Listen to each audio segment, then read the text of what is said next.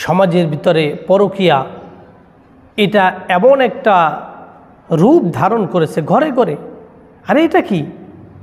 আল্লাহ তাআলার হুকুম না মানলে এরকমই হবে। আল্লাহ তাআলা বিধান দিয়েছিলেন পর্দা ফরজ করো, পর্দা ফরজ। আপনি যদি আপনার স্ত্রীকে করাতেন, আপনার মেয়েকে করাতেন, আপনার বউকে করাতেন, তাহলে সে তো আর তার সাথে কথা বলার সুযোগ পেত না, দেখা করার সুযোগ পেত না। আর যখন মানুষ দেখা করতে পারলো না, কথা বলতে পারলো না, তাহলে তার সাথে সম্পর্ক কিভাবে হবে? কিন্তু আপনি কি করেছেন?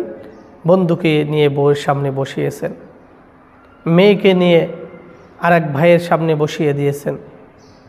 তাহলে আপনার মেয়ে, আপনার স্ত্রী আপনিই নষ্ট করলেন, তাদেরকে সুযোগ করে দিলেন। এই দায়ভার কি তাদের শুধু একা না, আপনার নিজেরও। কেন আপনি সুযোগ করে দিলেন?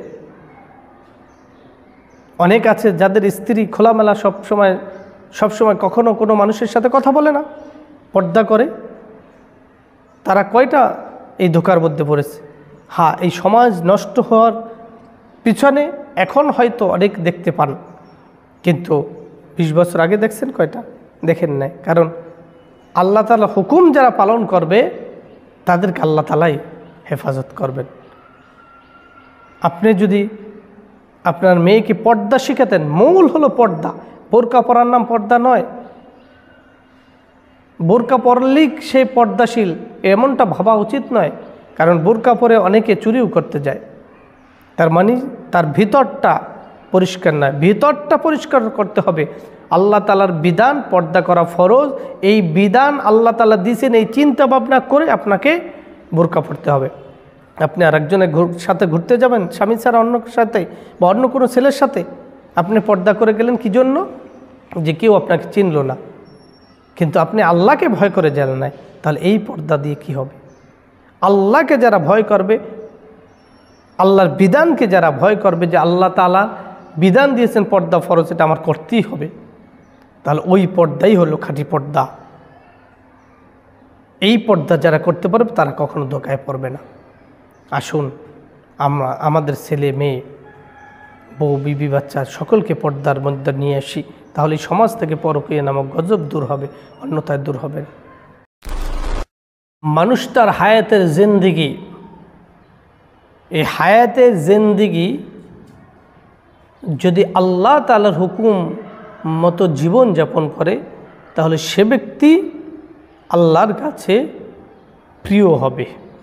আর এই হায়াতটা, এই জিন্দিগিটা যদি শয়তানের পদঙ্ক অনুসরণ করে, শয়তানের কথা মতো চলে, তাহলে সে ব্যক্তি ধ্বংস অনিবার্য।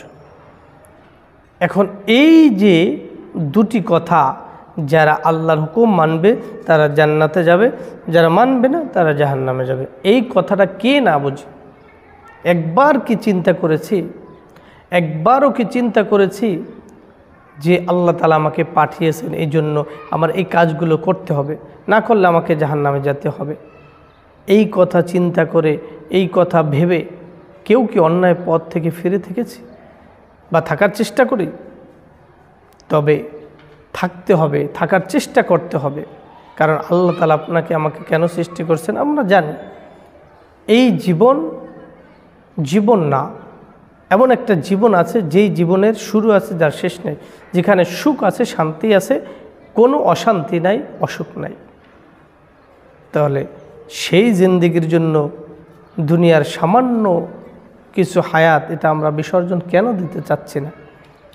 এর এক নম্বর কারণ হলো দুনিয়ার প্রতি আমাদের লোভ, দুনিয়ার প্রতি আমাদের ভালোবাসা। এই দুনিয়ার প্রতি লোভ, দুনিয়ার প্রতি ভালোবাসা, দুনিয়ার প্রতি মায়া, এটাই আমাদেরকে পরকালকে ভুলিয়ে দেয়। এজন্য এই দুনিয়ার ভালোবাসা, দুনিয়ার মোহাব্বত, দুনিয়ার লোভ, এগুলো আমরা যদি ছাড়তে পারি তাহলেই আল্লাহর হুকুম পালন করতে পারবো, অন্যথা পালন করা সম্ভব নয়।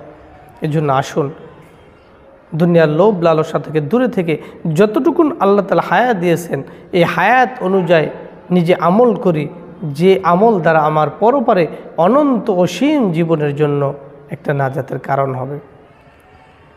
আসুন আমরা সবাই আল্লাহ তাআলার হুকুমের উপরে অটল অবিচল থাকি।